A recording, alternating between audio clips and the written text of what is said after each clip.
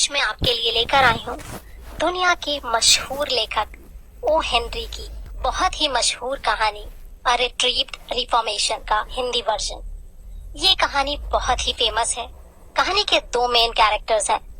पहला, कहानी का हीरो जिमी वैलेंटाइन, जो एक बड़ा ही नामी तिजोरी तोड़ने वाला चोर है। वो अपने काम में इतना एक्सपर्ट है कि ना तो कभी कोई सुराग छोड़ता है और ना ही पुलिस के बड़े बड़े ऑफिसरों की पकड़ में आता है। पुलिस के लिए उसे पकड़ना एक डरावने सपने की तरह है। कहानी का दूसरा कैरेक्टर है जिमी की टक्कर का एक जासूस बेन प्राइस, जिसको जिमी वैलेंटाइन को पकड़ने के काम पर लगाया गया है। बेन प्राइस के आने के बाद ये खेल चूहे बिल्ली का खेल बन जाता है। बेन प्राइस जिमी वैलेंटाइन को पकड़ पाता है या नहीं, ये जानने के लिए सुने ये बहुत ही इंटरेस्टिंग और मजेदार कहानी, जिसका नाम है अ रिट्रीव्ड रिफॉर्मेशन। हिंदी में इसे नाम दिया गया है काया पलट। कहानी शुरू करने से पहले हमेशा की तरह एक छोटी सी रिक्वेस्ट, अगर आपने मेरे चैनल को अभी तक सब्सक्राइब नहीं किया है तो प्लीज इसे सब्सक्राइब करें, दोस्तों और परिवार वालों के साथ शेयर करें और घंटी वाला बटन जरूर दबाएं ताकि आने वाली हर नई कहानी की नोटिफिकेशन आपको सबसे पहले मिल जाए। तो आइए कहानी शुरू करते हैं। जेल के जूता घर में जिमी वैलेंटाइन बड़ी मेहनत से जूतों की ऊपरी परत की सिलाई कर रहा था। तभी एक गार्ड वहां आया और उसे उठाकर वार्डन के ऑफिस में ले गया। वार्डन ने जिमी के हाथों में उसका माफीनामा पकड़ा दिया, जिस पर सुबह ही राज्य के गवर्नर ने साइन किए थे। जिमी ने बड़े ही उदासीन भाव से उसे ले लिया। उसे 4 साल की सजा मिली थी, जिसमें से 10 महीने वो काट चुका था। जब वो यहाँ आया था तब उसे उम्मीद थी कि वो ज्यादा से ज्यादा 3 महीने वहां रहेगा और उसके बाद छूट जाएगा।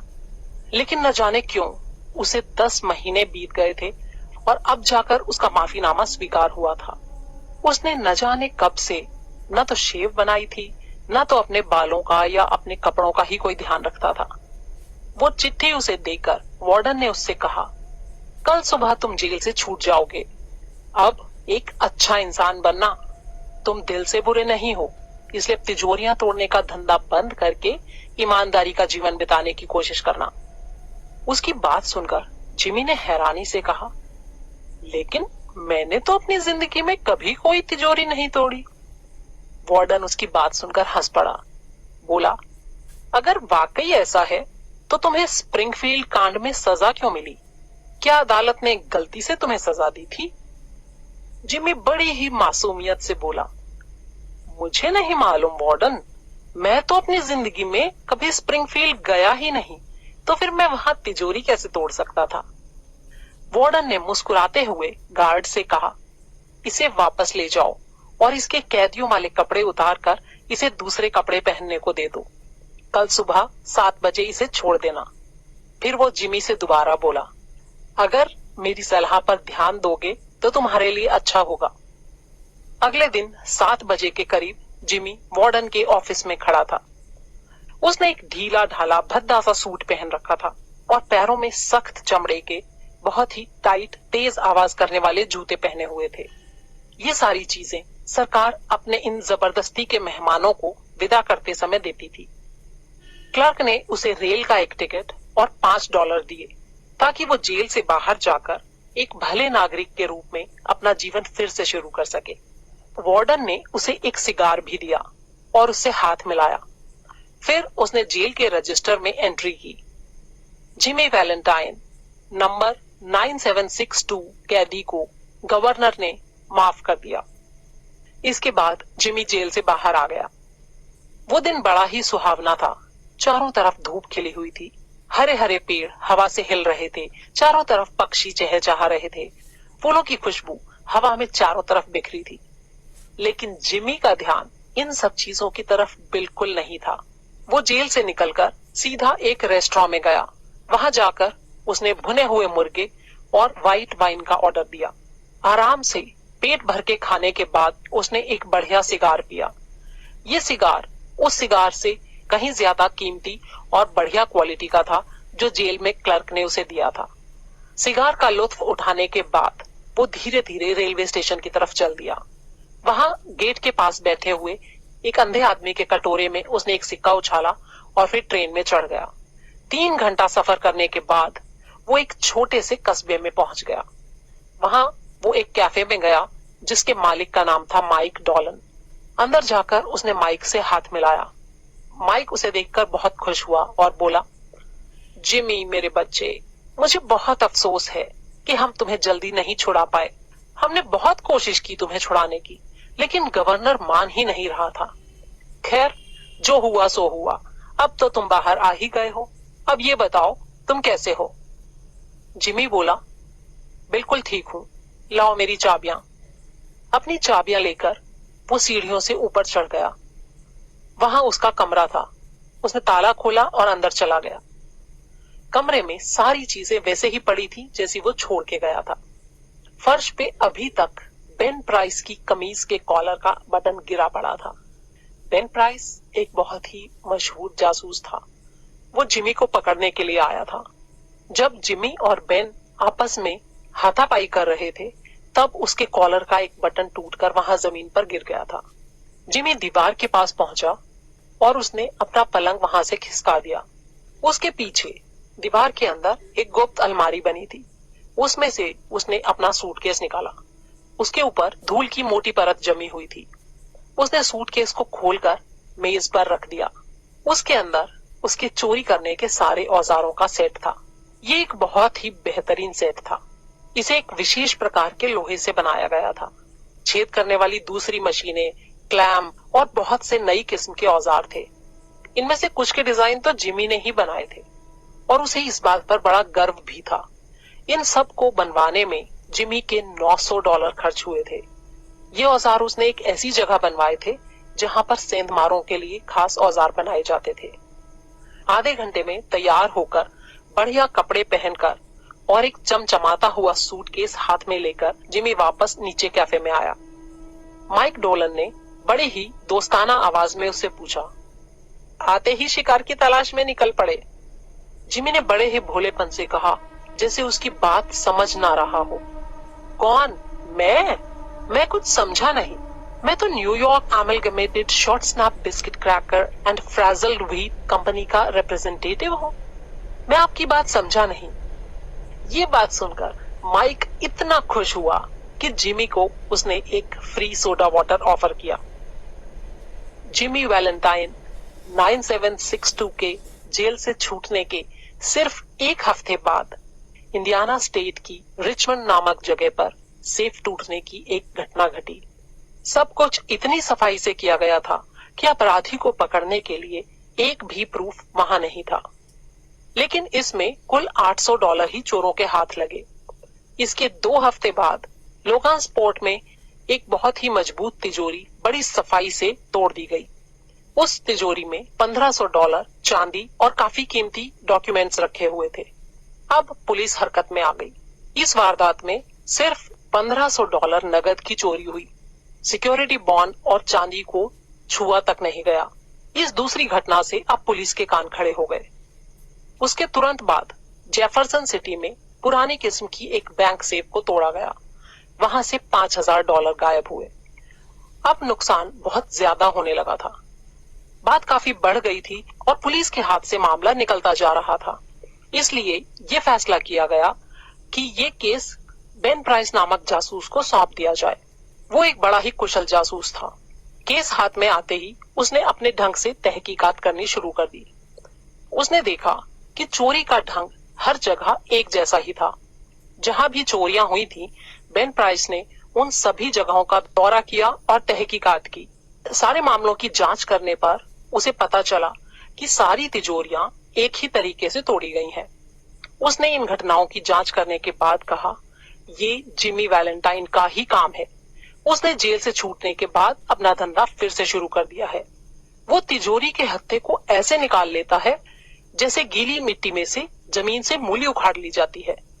तिजोरियां तोड़ने में जिन औजारों का इस्तेमाल किया गया है, वैसे औजार सिर्फ जिमी के पास ही हैं। तालों को इतनी सफाई से काटकर गिरा दिया गया है, उसे सिर्फ एक छेद करने की जरूरत पड़ती है और उसका सारा काम हो जाता है। अब वैलेंटाइन को पकड़ना ही होगा। इस बार ना उसे माफी मिलेगी और ना ही कोई छूट। जब बेन प्राइस स्प्रिंगफील्ड वाले मामले की जांच कर रहा था तो उसे जिमी की कई आदतों के बारे में पता चला था। तिजोरी तोड़ने के बाद जल्दी ही उस जगह से दूर चले जाना, किसी को अपने धंधे में शामिल न करना, सभ्य समाज में रहने का अभ्यास, ये ऐसी कई बातें जिमी में थी जिनकी वजह से वो बड़ी ही आसानी से पुलिस को धोखा देके निकल जाता था। जब लोगों को पता चला कि बेन प्राइस तिजोरी तोड़ने वाले चोर की तलाश कर रहा है तो लोग अपने आप को सुरक्षित महसूस करने लगे। उन्हें यकीन हो गया कि अब तो चोर जरूर पकड़ा जाएगा। एक दिन दोपहर को जिमी वैलेंटाइन अपने सूटकेस के साथ अरकानसास राज्य के एल्मोर नामक छोटे कस्बे में घोड़ागाड़ी से नीचे उतरा। एल्मोर रेलवे स्टेशन से 5 किलोमीटर दूर था। अपने कपड़ों और चाल ढाल से जिमी कॉलेज के स्टूडेंट जैसा लग रहा था। धीरे धीरे पटरी से चलता हुआ वो होटल की तरफ चल दिया। तभी गली में उसे एक युवती दिखाई दी। वो बहुत ही खूबसूरत थी। उसके पास से वो गुजरी और दी एल्मोर बैंक में जाने लगी। जिमी एकटक उसकी तरफ देख रहा था। वो भूल गया कि वो कहाँ खड़ा है। उसे अपने आप में एक परिवर्तन होता महसूस हुआ। जिमी को ऐसे अपनी तरफ घूरते देख वो युवती शर्मा गई। जिमी जैसा खूबसूरत नौजवान एल्मोर कस्बे में कोई और मिलना मुश्किल था। कुछ पल उसे देखते रहने के बाद युवती बैंक के भीतर चली गई। जिमी तेजी से एक लड़के की तरफ बढ़ा जो उस बैंक की सीढ़ियां चढ़ रहा था। उसने उस लड़के से बातचीत करनी शुरू कर दी। उसने उससे उस कस्बे, वहां के लोगों और वहां के रहन सहन के बारे में बहुत से सवाल पूछे। वो लड़का उसे ये सब बता ही रहा था कि वो युवती बैंक से बाहर निकल आई। उसने जिमी की तरफ देखा तक नहीं और वहां से चली गई। जिमी ने युवती की तरफ इशारा करते हुए लड़के से पूछा, अरे वो पॉली सिम्पसन है ना? लड़के ने कहा, नहीं नहीं, ये तो एनाबेल एडम्स है। इसके पिता इस बैंक के मालिक हैं। फिर उसने जिमी से पूछा, आप एल्मोर किस लिए आए हैं? जिमी ने उसकी बात का कोई जवाब नहीं दिया। वहां से वो प्लांटर्स होटल चला गया। वहां उसने रॉल्फ डी स्पेंसर के नाम से अपना कमरा बुक कराया।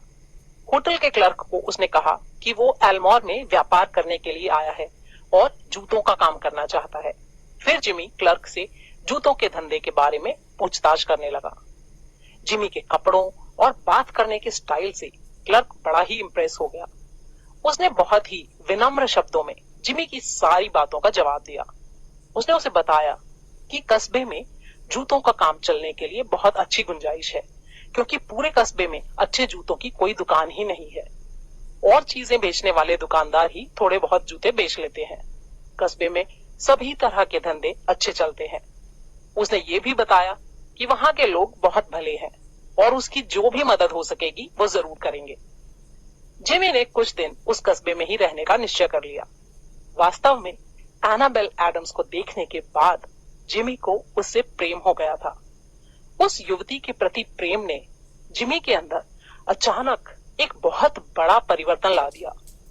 अब उसका मन करता था कि वो चोरी डकैती का धंधा छोड़कर मेहनत की कमाई करे और एक सादा, सरल और सुंदर जीवन बिताए।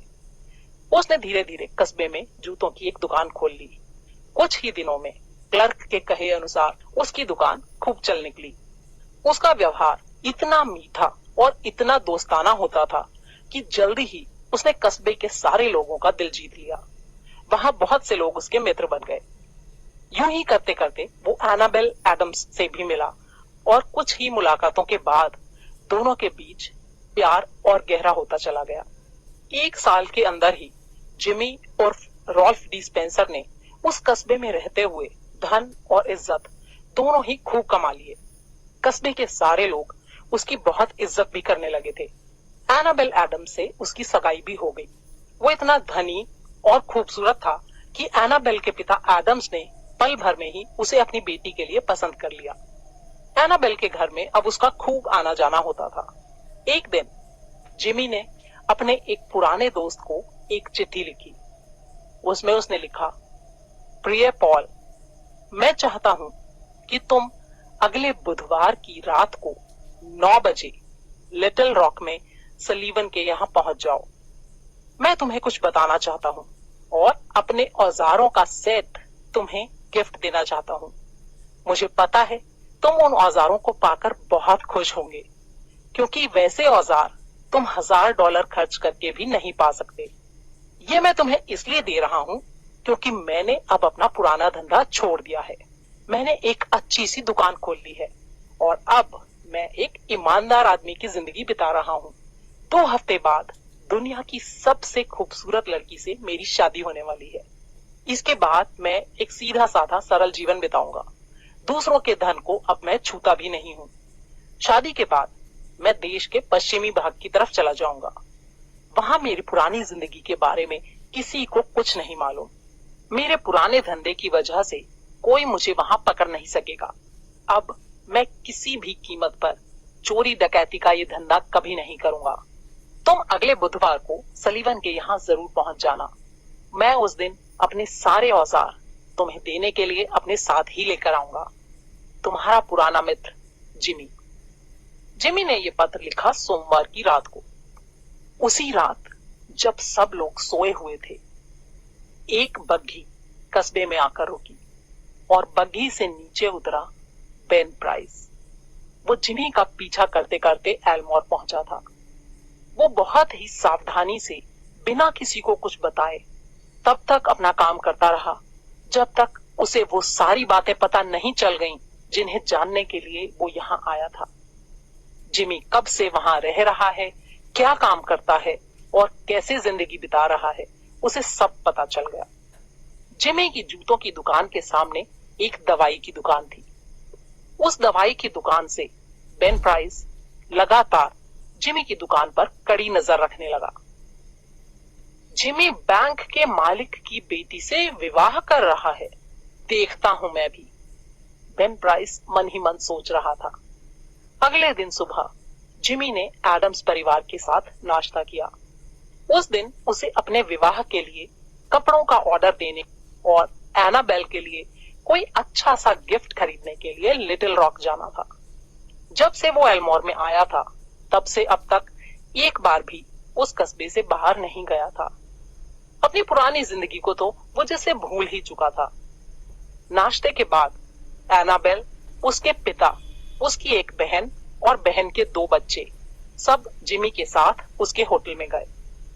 जिमी दौड़कर अपने कमरे में गया और अपना सूटकेस उठा लाया। फिर वो सब बैंक गए। वहां जिमी के लिए बग्घी तैयार खड़ी थी। बग्घी का ड्राइवर भी पास ही खड़ा था। वे सब लोग बैंक में गए, जहां सब लोगों ने जिमी का बड़े ही खुले दिल से स्वागत किया। बैंक के सारे कर्मचारी जिमी को देखकर और उससे मिलकर बहुत खुश थे। जिमी जैसा खूबसूरत और अमीर नौजवान एनाबेल से विवाह कर रहा था, इससे अधिक खुशी की बात उनके लिए और क्या हो सकती थी। जिमी ने अपना सूटकेस नीचे जमीन पर रख दिया। एनाबेल तो जैसे खुशियों के झूले में झूल रही थी। उसने शरारत से जिमी की टोपी उतार ली और खुद पहन ली। फिर उसने जिमी का सूटकेस उठा लिया। सूटकेस काफी भारी था। वो हंसते हुए बोली, रॉल, तुम्हारा सूटकेस बहुत भारी है। लगता है इसके अंदर तुमने सोने की ईंटें भर रखी हैं। जिमी ने शांत भाव से कहा, इसमें जूते पहनने में मदद देने वाले मेटल के शू हॉर्न हैं। मैं इन्हें वापस करने जा रहा हूं।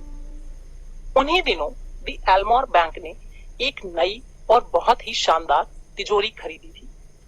बैंक के मालिक एनाबेल के पिता एडम्स उस तिजोरी को देखकर बड़ा ही गर्व महसूस कर रहे थे। वो चाहते थे कि हर व्यक्ति उस तिजोरी को देखे। तिजोरी साइज में बहुत बड़ी नहीं थी, लेकिन उसका जो दरवाजा था वो बड़ा ही स्पेशल था और उसके अंदर टाइम लॉक भी लगा हुआ था। एडम्स बड़े ही गर्व के साथ अपने होने वाले दामाद को उस तिजोरी के बारे में बताने लगे। ये सब सुनकर जिमी को कोई हैरानी नहीं हो रही थी। उसने इससे भी बेहतरीन तिजोरियों पर अपना हाथ साफ किया था। उसके लिए ये तिजोरी भला क्या चीज थी, लेकिन फिर भी वो काफी उत्सुकता दिखाते हुए एडम्स की बातें सुन रहा था। एनाबेल की बहन के 2 बच्चे मे और अगाथा भी वहां मौजूद थे। वो दोनों भी तिजोरी के ताले और उसके चमकदार हैंडल्स को देखकर काफी खुश दिख रहे थे। सब लोग इसी तरह आपस में हल्की फुल्की बातचीत कर रहे थे। तभी बेन प्राइस वहां आया और चुपचाप एक तरफ खड़ा हो गया। उसने क्लर्क को कहा था कि वो वहां किसी का इंतजार कर रहा है, उसे किसी से कुछ लेना देना नहीं है। अचानक वहां दो महिलाओं के चीखने की आवाज एक साथ गूंजी। एनाबेल की बहन की 9 साल की बच्ची मे ने खेलते खेलते अगाथा को उस नई तिजोरी में बंद कर दिया था। दरअसल हुआ ये, सब बड़े लोग तो बातें कर रहे थे और दोनों बच्चियां मे और अगाथा खेल में लगी थी। 9 साल की मे ने खेल खेल में अगाथा को उस तिजोरी के अंदर भेजकर तिजोरी के हैंडल को उसी तरह घुमा दिया जैसे कुछ देर पहले उसने अपने नाना एडम्स को करते देखा था। अब अगाथा उसके अंदर बंद हो गई। एडम्स तेजी से तिजोरी के पास गए और जोर से उसके हैंडल को घुमाने की कोशिश की, लेकिन तिजोरी नहीं खुली। वो बहुत ही दुखी आवाज में बोले, अब ये तिजोरी नहीं खुलेगी, इस बच्ची ने गलत तरीके से तिजोरी के ताले को छेड़ दिया है। अगाथा की माँ ये सुनकर जोर से चिल्लाई। एडम्स बोले, सब चुप हो जाओ, मैं अगाथा से बात करता हूँ, शायद वो अंदर से कोई हैंडल वगैरह हिलाकर तिजोरी खोल पाए।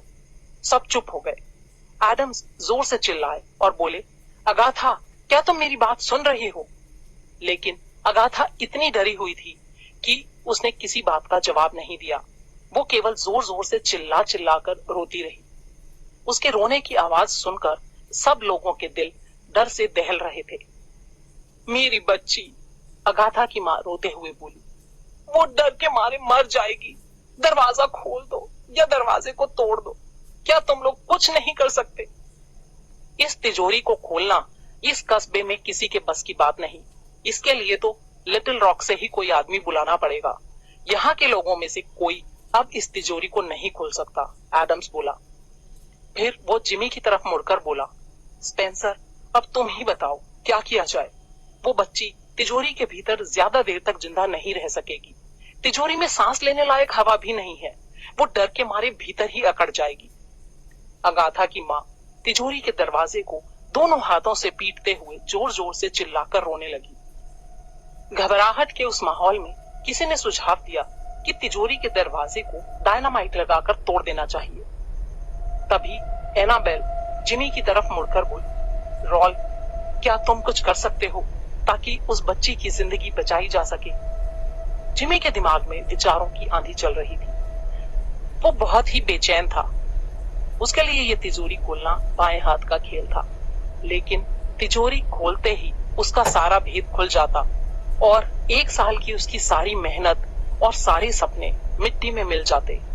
वो बहुत ही दुविधा में था और समझ नहीं पा रहा था कि क्या करे। कुछ देर चुपचाप खड़े रहने के बाद अचानक उसके चेहरे पर एक अजीब सी दृढ़ता आ गई। उसने बड़े ही शांत स्वर में एनाबेल से कहा, एना, क्या तुम मुझे वो गुलाब का फूल दोगी जो तुमने अपनी ड्रेस पर लगा रखा है? एनाबेल उसकी ये अजीब सी फरमाइश सुनकर हैरान हो गई, लेकिन फिर भी उसने चुपचाप गुलाब का फूल उतारकर जिमी को दे दिया। जिमी ने उस फूल को हाथ में लेकर चूमा और अपनी जेब में रख लिया। फिर उसने अपना कोट उतारकर एक तरफ रख दिया और कमीज की बाहें ऊपर चढ़ाई। अब वो अपने पुराने रूप में वापस आ चुका था। उसने चिल्लाकर कहा, सब लोग तिजोरी के दरवाजे के पास से दूर हट जाएं। किसी को कुछ समझ नहीं आया कि जिमी क्या करने वाला है, लेकिन फिर भी सब पीछे हट गए। जिमी ने अपना सूटकेस मेज पर रखा और उसे खोल दिया। उसमें से औजारों का अपना सेट हाथ में उठाते ही वो जैसे सब कुछ भूल गया। अपने आसपास के माहौल और हर चीज के बारे में जैसे उसे कोई होश नहीं रहा। अब वो सिर्फ और सिर्फ जिमी वैलेंटाइन था। ऐसा लग रहा था जैसे वहां और लोगों के उपस्थित होने की बात वो बिल्कुल भूल गया हो। उसने अपने औजार निकाले और उन औजारों की मदद से तिजोरी का दरवाजा खोलने की कोशिश करने लगा। काम करते करते वो मुंह से सीटी भी बजा रहा था, जैसा कि हमेशा करता था। वहां इकट्ठे सभी लोग हैरान होकर जिमी की हरकतों को देख रहे थे। उसने एक छेद करने वाली मशीन उठाई और 1 मिनट से भी कम समय में तिजोरी के दरवाजे में छेद कर दिया। फिर 10 मिनट से पहले ही जिमी ने तिजोरी का दरवाजा खोल दिया। सब लोग खुशी से चिल्ला उठे। अगाथा तिजोरी में सही सलामत थी। तब तक वो बेहोश हो चुकी थी, लेकिन उसकी जान को कोई खतरा नहीं था। आंखों से बहते खुशी के आंसुओं के साथ उसकी मां ने उसे अपनी बाहों में समेट लिया। फिर जिमी ने अपना कोट पहना, अपना सूटकेस बंद किया और उसे हाथ में उठाकर मेन गेट की तरफ चल दिया।